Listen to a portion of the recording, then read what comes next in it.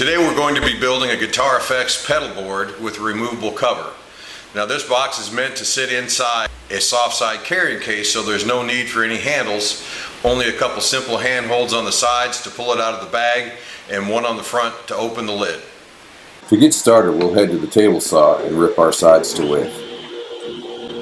The side pieces will be 4.5 inches wide.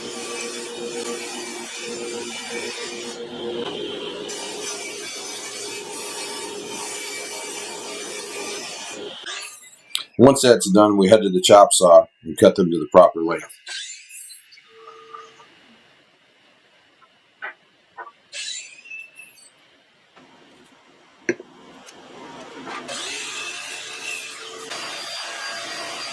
Now this box is going to be put together with rabbet joints on either end of the long sides. Here we cut those rabbets at the router table.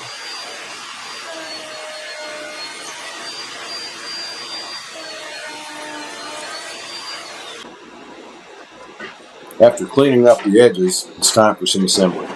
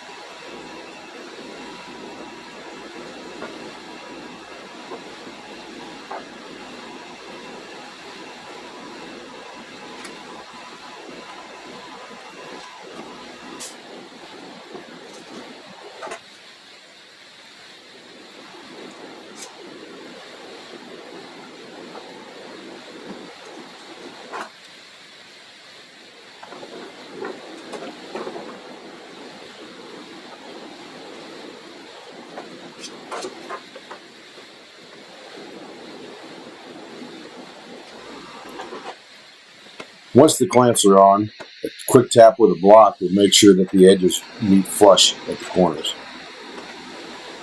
And a couple of braces to keep the box square while the glue dries.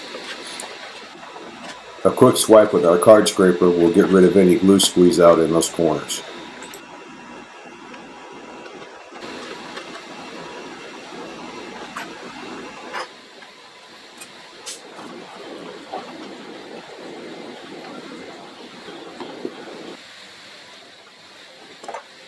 Once the glue is dry, we can pull this out of the clamps.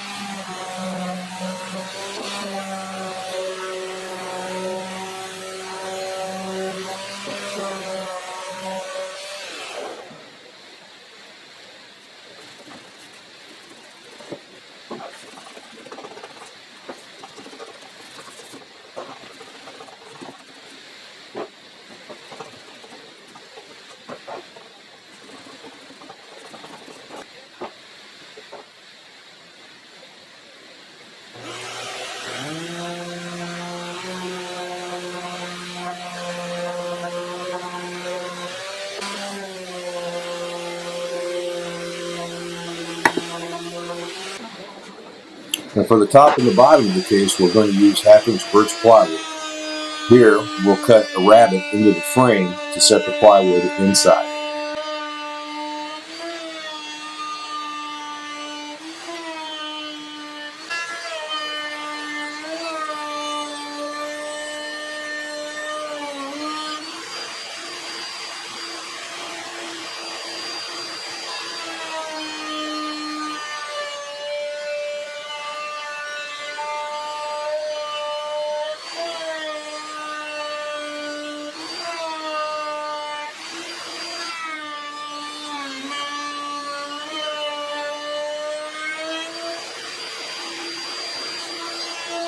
Now once those rabbets are cut, make another final pass just to make sure that there's not any spots that need to be cleaned up.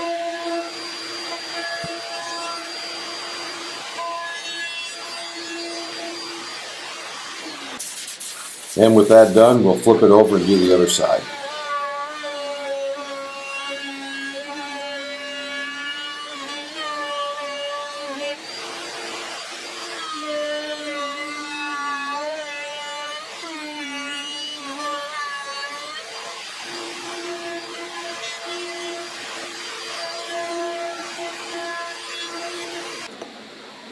Now it's time to cut our panels for the top and the bottom.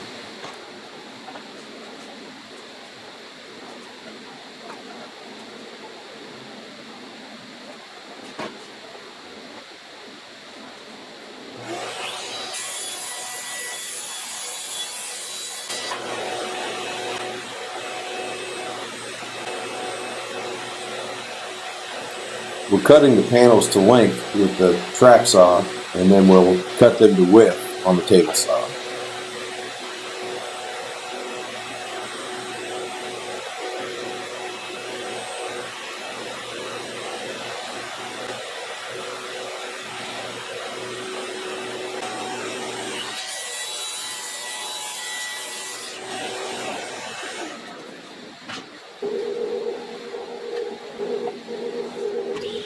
And here we cut our panels to width. Now I like to make the first pass about an 1/8 inch big so that I can spin the panel around and trim off the factory edge on that first piece.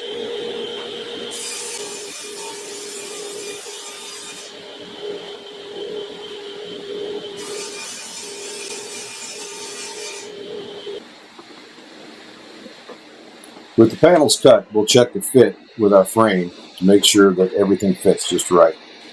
Now we still have to radius the corners of these panels to match the radius in the corner of the frame that's left by the rabbiting bit. We'll do this with a radius marking template that matches the radius of the rabbiting bit.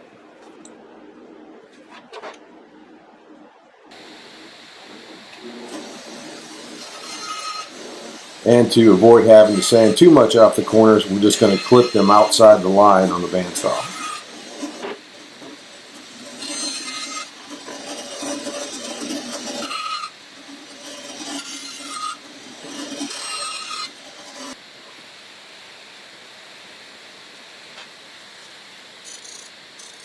Now here we're sanding those corners just right up to the line, leaving just the slightest bit for fine tuning.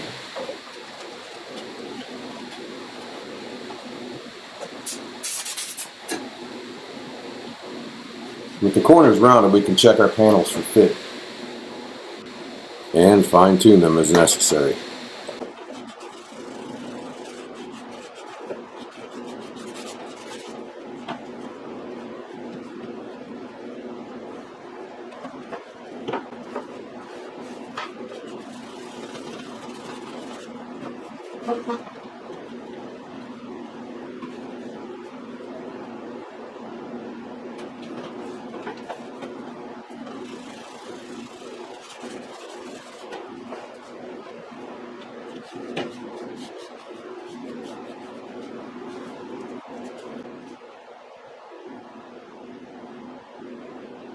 Once the fit's checked, we can go ahead and glue in the top and bottom panels.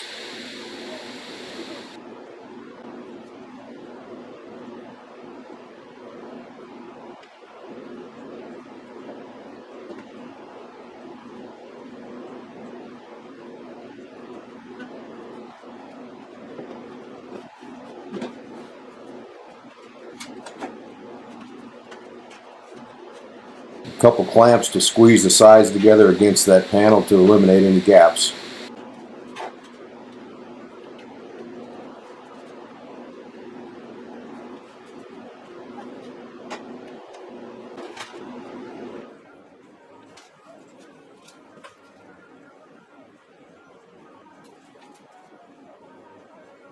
Now we've only got 3/8 of an inch of that shoulder to hit in the sides with the screws, so the screw placement is critical. So we have to mark them carefully.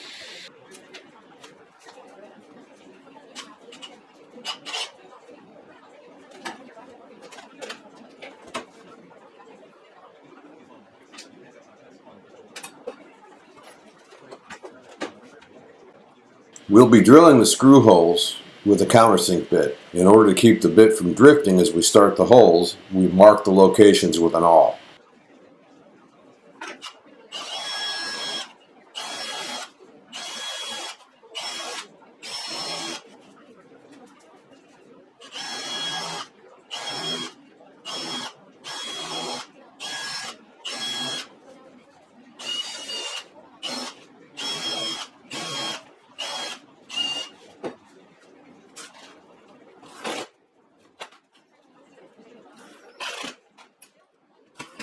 Driving the screws in, we're trying to get them just flush to the surface.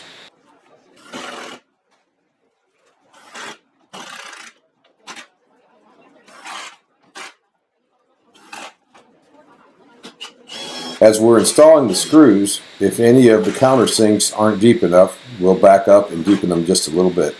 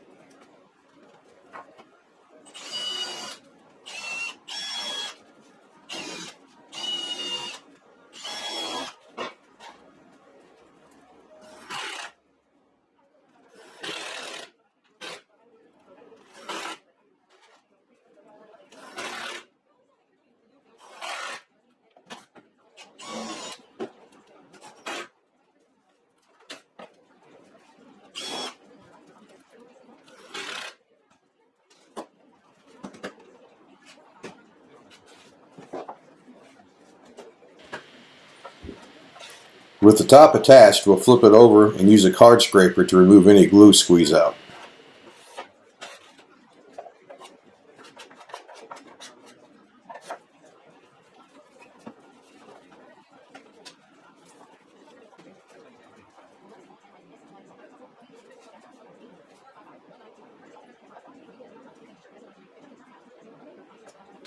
And now we just repeat the process for the other side.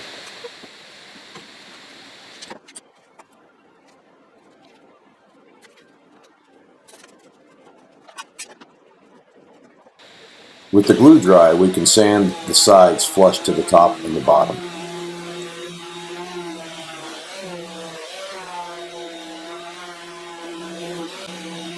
Once the box is sanded, it's time to separate the top from the bottom. We'll do this at the table saw.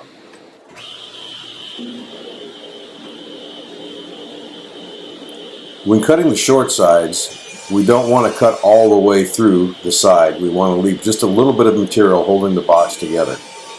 Once those ends are cut, we'll reset the blade height to cut all the way through the long sides. This prevents the lid of the box from being marred on the side of the blade as it's cut free from the bottom.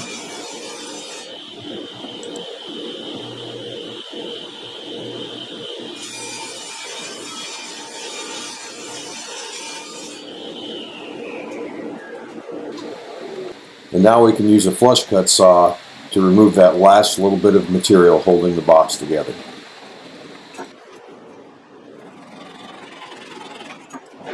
With the two sides separated, we can clean up the saw cuts at the ends of the box.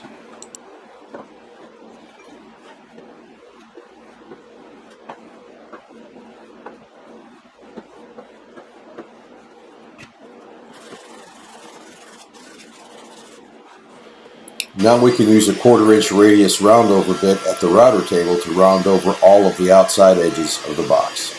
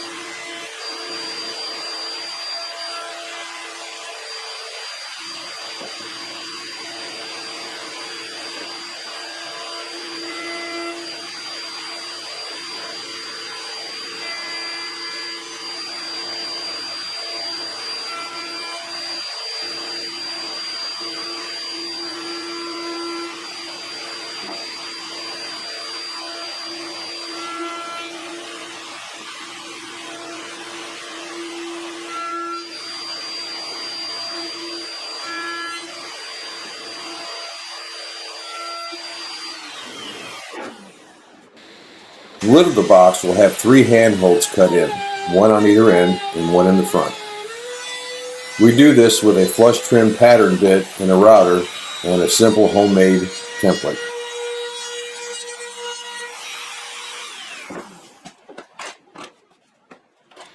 And now the handholds that we just cut will get a 1/4 inch radius round over on all of the outside edges.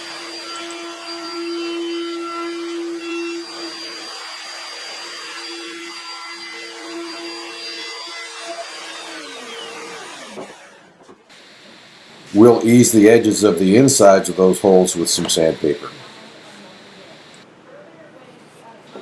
The insides of both the base and the lid will get 2 coats of flat black paint followed by a coat of matte clear.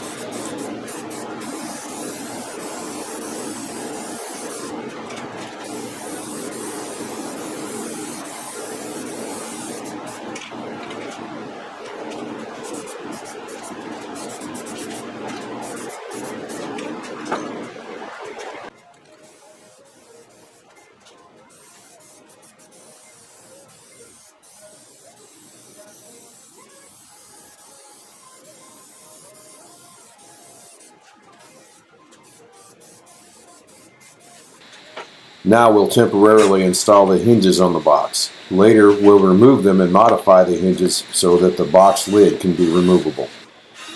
I'm using a self-centering drill bit to pre-drill the holes for the hinge screws.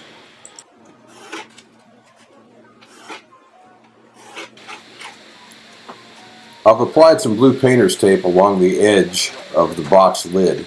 This is so the 2 pieces don't stick together while we're installing the hinges on the other half. The paint is dry, but it may not be fully cured yet.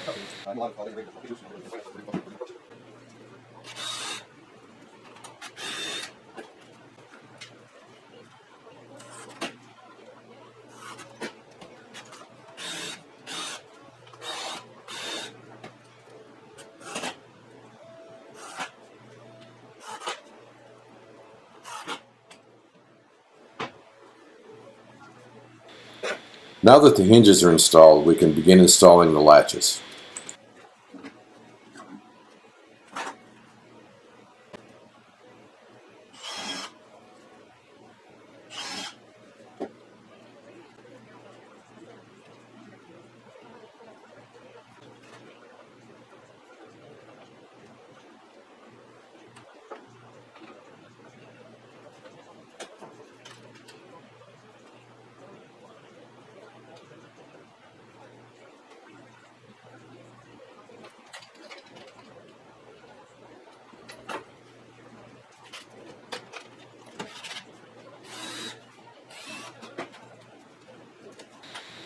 The movable part of the latch has 2 mounting holes, one slotted, one round. The slotted hole is used to adjust the tension on the latch. Once this is done, you can place a screw in the round hole to lock it in place.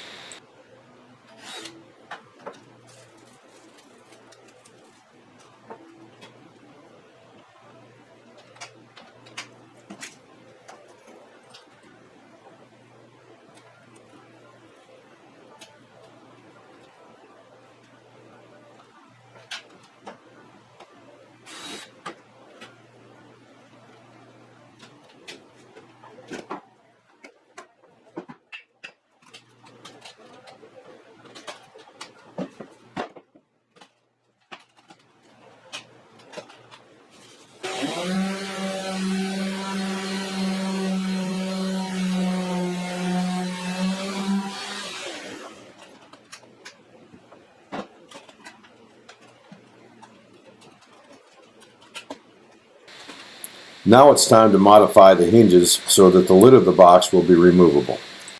I've removed all the hardware off camera and coated the outside of the box with a rubberized textured coating that should protect this box for a long time. To modify the hinges, first drive the pin out of the hinge and separate the 2 pieces. Next we cut away part of the barrel of the hinge, which will allow the lid to separate when open, yet hold firmly in place when the box is closed. With a little bit of tweaking and test fitting, we're able to determine just how much of that barrel has to be removed to allow the hinge to separate.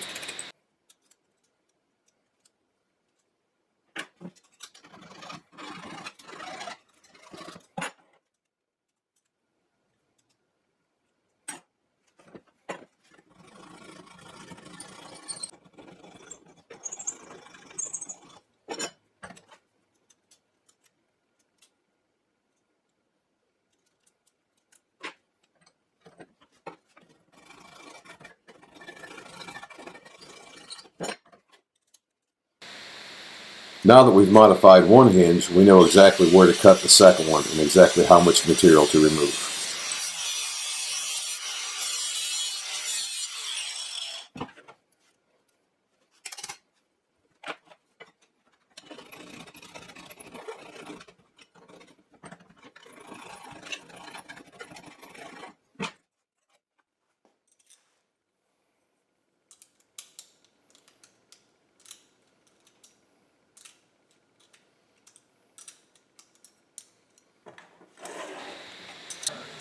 After reinstalling the hardware, our pedalboard box is finished.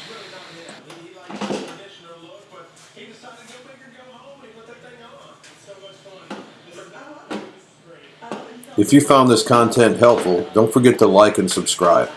Thanks for watching. We'll see you next time.